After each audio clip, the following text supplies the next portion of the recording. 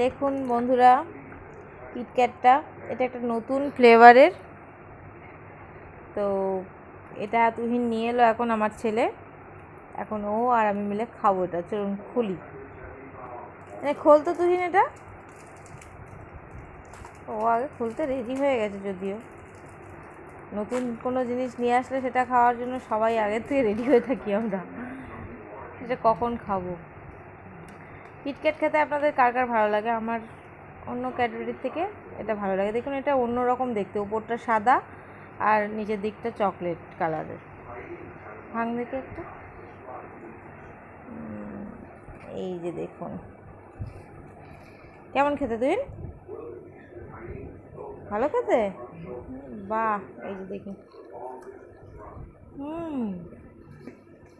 সত্যি ভালো খেতে। আপনারাও খেয়ে দেখতে পারেন বন্ধুরা।